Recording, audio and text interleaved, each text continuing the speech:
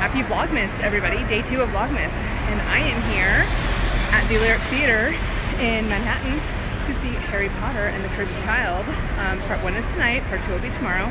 I will be bringing you a non-spoilery review. So yeah, I'm super excited for this.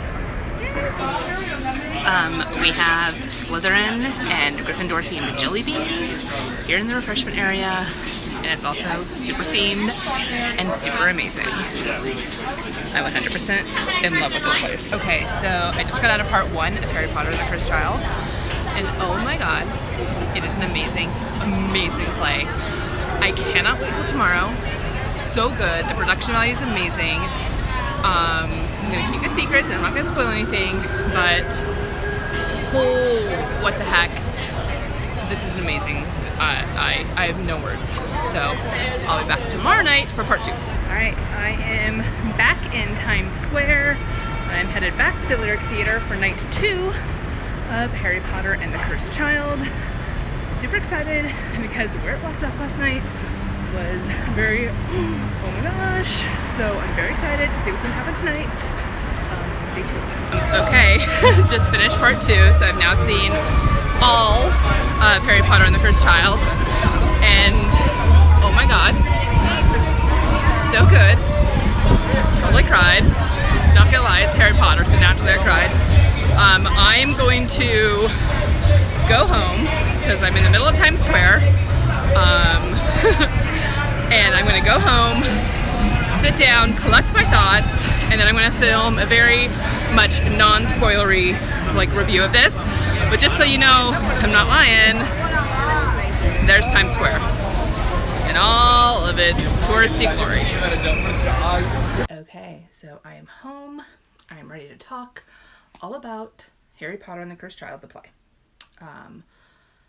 It is brilliant. It is long. It is done in 2 parts. And each part is about 2.5 hours with a 20-minute intermission. So I saw it on a Thursday and a Friday night. You can do that, or you can see it all in one day, and you get a short break in between. I did the 2 nights because that's when I was able to get tickets. But it's amazing. So I'm going to preface this with saying I will follow the rules. I will hashtag keep the secrets, and I'm not going to spill any of the actual details of the storyline or the plot, anything. What I do want to say is that I'm very happy I never read the script/book before seeing this.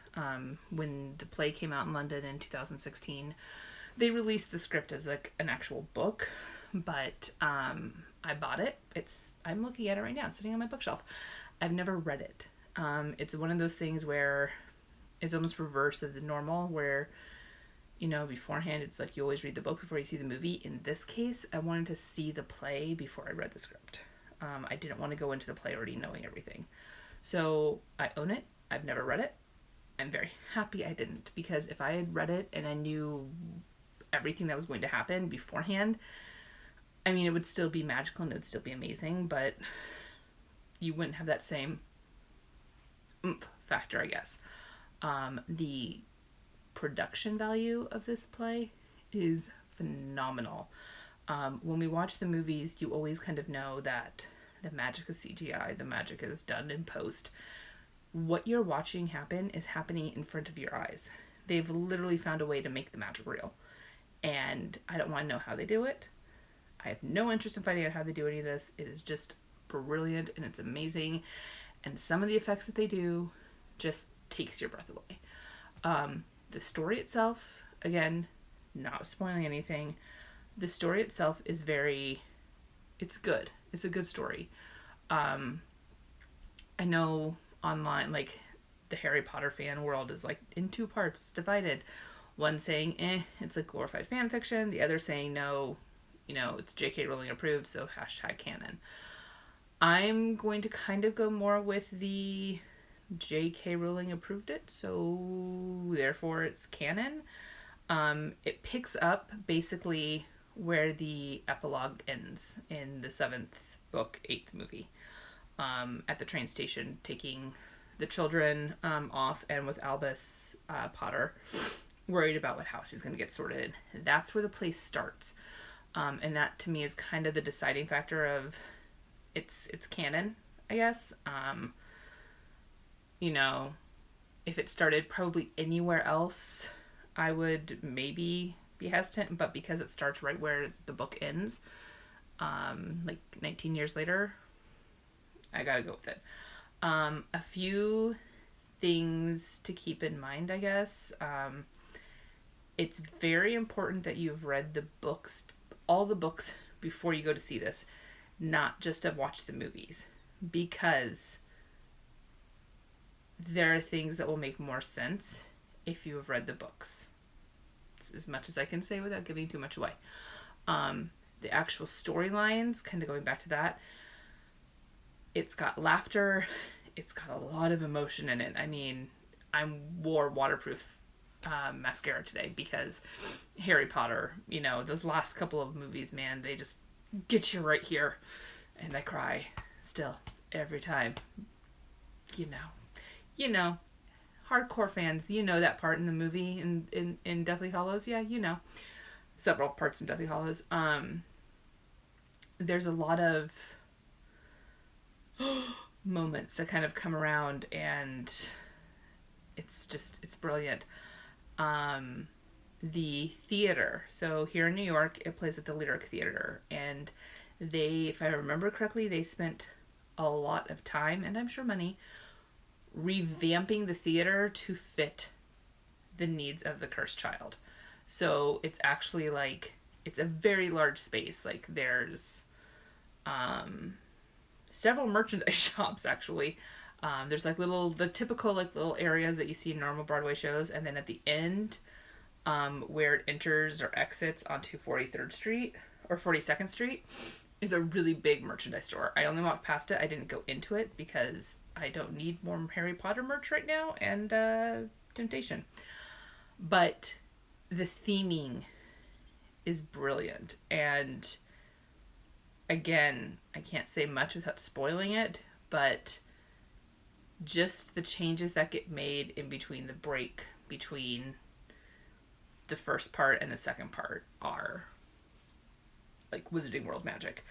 That being said, the one thing that I will complain about is I feel like there's a very big missed marketing opportunity, because there is no anything that you would expect from the Wizarding World there. There's no butterbeer. There's no pumpkin juice. There's no pumpkin pasties. There's no chocolate frogs. They do have jelly beans, and they are themed towards Gryffindor and Slytherin, but they're not like official. Like these are the jelly beans. So they're Gryffindor colors, but they're not like, they don't say Gryffindor on them. You just know that they're Gryffindor colors. And then they have Slytherin ones, but I'm House Gryffindor, so naturally I bought my Gryffindor jelly beans. But there's no like food marketing stuff that you would normally expect to see in like a Harry Potter or anything. So I feel like that was a very big missed marketing opportunity. But the other thing, the actor Jamie Parker, who plays Harry Potter, you almost at times feel like you're watching Daniel Radcliffe. Like, that's how good he is. Like, you almost at times, like, I almost forgot that I wasn't watching Daniel Radcliffe as Harry Potter. He's brilliant. He's amazing. He was the original Harry Potter in the play in London. The main cast came from London to the US to open the show here in America. And he's brilliant. The rest of the cast is equally brilliant. The actor who plays Scorpius Malfoy, he's amazing. But Jamie Parker, who plays Harry Potter, I'm not joking. There was times I forgot I wasn't watching Daniel Radcliffe. Like, that's how good. He made it his own, but he embodies the spirit that is Harry Potter. And it's just, if you have the chance to see it, I know right now it's only in New York and London. I know it's opening in LA soon. It's opening in Germany, and I think it's opening in Australia, all in 2019. If you have the chance to see this, you need to either enter the lotteries every day, save up money, do whatever you need to do, because every Harry Potter fan, I feel like, needs to see this. It's just brilliant, and it kind of, I feel like it fills in some gaps that maybe we didn't get from the books and we didn't get from the movies. It does, I feel like it fills in some of the stuff that we didn't really get to see play out. So yeah, so that's Harry Potter and the Cursed Child for Vlogmas Day 2. Super excited to show you guys. We have Manny Monday coming up tomorrow, and we have a video every single day up until Christmas. That's what Vlogmas is. So until then, bye guys.